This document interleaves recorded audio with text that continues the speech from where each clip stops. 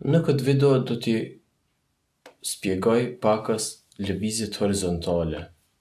Janë dy lloje të lëvizjeve horizontale, në planin X, majtas djathtas, si dhe në planin Y, mrena edhe jashtë. Arsyet pse lëvizjet horizontale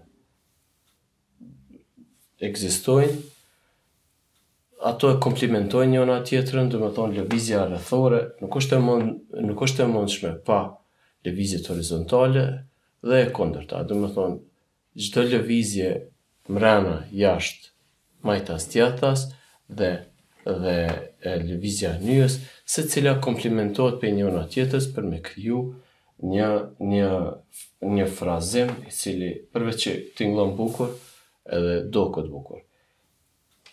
Po filloj me spjegu lëvizjen horizontale mrena jashtë. Kjo ndodh për shkak të gjatësisë së gishtave, për me evitu që gishtat e gjatë të luajnë të krusur, ose për me evitu që gishtat që luajnë notat e zeza mos me lujt krejt drejt, mos mu thy uniteti i gishtit. Andaj gjithmonë në planin e lartësisë ne duhet to adjust, mu përmirësu në pozitë varësisht prej vendit ku jemi. Për shembull, do, re, mi, fa, sol, fa, mi, re, do.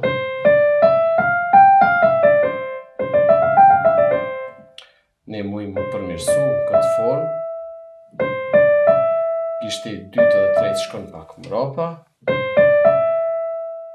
Gishti 4 dhe 5 mund me shku mrena. Normal kjo është një për variacione. Kjo kejt varet si është rrjedhja e melodisë. Kur kemi të bëjmë notat zeza, për shembull, në E-dur nuk ka nevojë shumë për mu përmirësu. Por për shembull literaturë e marrim ne duhet me hi pak mrenda, do të thonë këtë drejtim, për me suportu gishtat e zi. Pse qose kishim metën këtë vend ku gishti luan,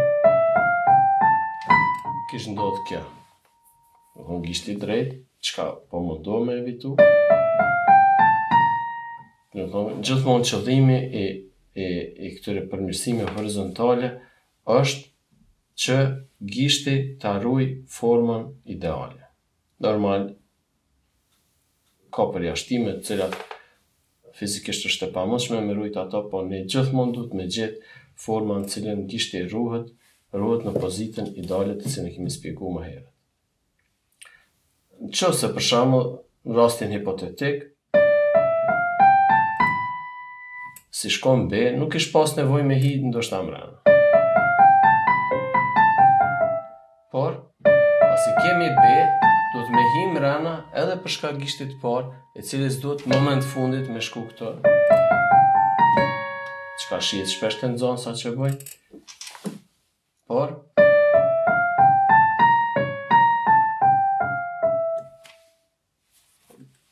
të spjegojmë përmes shkallës, do të thonë ne him pak mrena dhe dora shkon në planin tjetër horizontal, majtas djathtas, i cili roli kryesor i saj është kalimi prej pozitës në pozitë.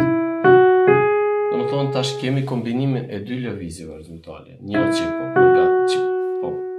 po përshtatemi për gishtat, tjetra që po përshtatim pozitën e ashme.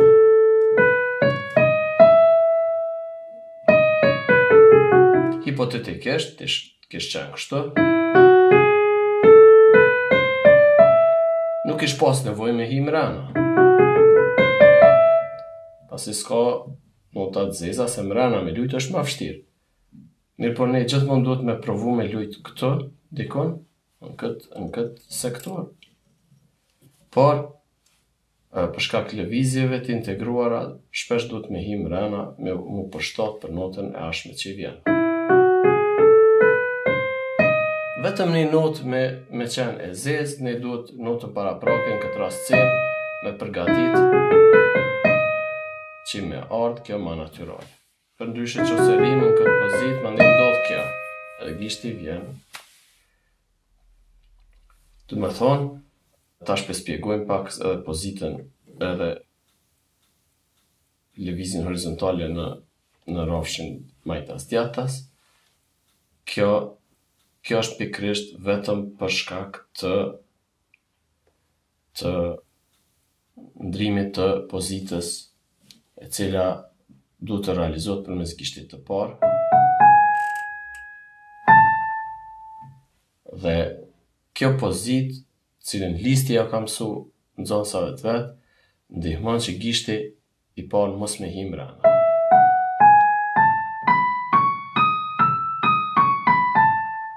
Në këtë rast, edhe pse teknikisht është mrena, po jo që se shikohet në këtë plan, dora po met njëjtë sikur kështu, gishti nuk po hi mrena, por si rezultat i kësaj lëvizjes horizontale, gishti tretë vjen pa penguar. Do me thonë,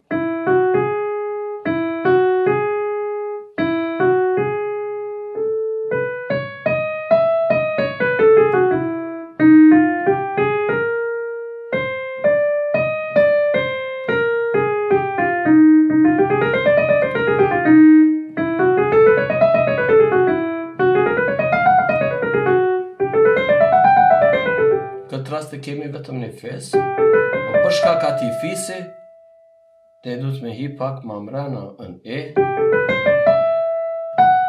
për me lehtësu ekzekutimin e notës fis. Mos t'i shkon nota fis, s'kena nevoj me hi këto fell.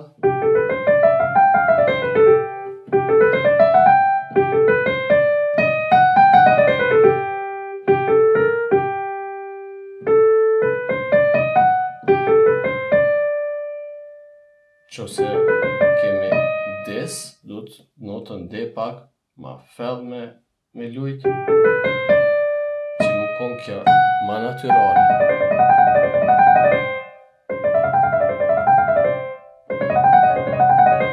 Du me thonë, një general rule of thumb është që kur kemi notat zeza, duhet me hi mrena, nashta jo veç mrena, po dhe ma nalt, për mu përgatit. Gjithmonë me përgatit notën që vjen. Qoftë në mënyrë laterale, qoftë në mënyrë kras, të më thonë. Qoftë në planin X, qoftë në planin Y. Veç edhe një shembull të marrë, të më thonë të arpegjiot. Të më thonë, ne dim që mujmë edhe kështu mi ekzekutu, po nuk ka nevoj me rujt pozitën, shkak se është dora, respektivisht, nyja e cila i unifikon gjitha lëvizjet horizontale dhe i bën 3D dhe mundësën kalimin e lehtë. Do me thonë,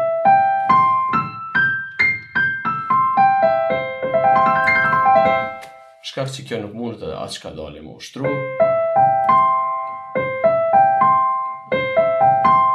në shpejtësi nuk mund është me lidh 3 me 1, po realitet treshin në rëshën dhe në atë shpejtësin me cilën derisa kthehet nga pozita e çekanit, ti veç e ekzekuton këto edhe krijon iluzionin e legatës kur legata nuk është ato. Si rezultat dora është më e lirë dhe mund me ekzekutu pasazhin pa problem. Në shembuj që do të jenë në fund të këtyre video, besoj që do t'i spjegojmë edhe në detaje ku praktikisht do të shohim si realizohet rotacioni, lëvizja e nyjës, përmirësimet horizontale në 2 rrafshet dhe të gjitha si të unifikuara në një frazë.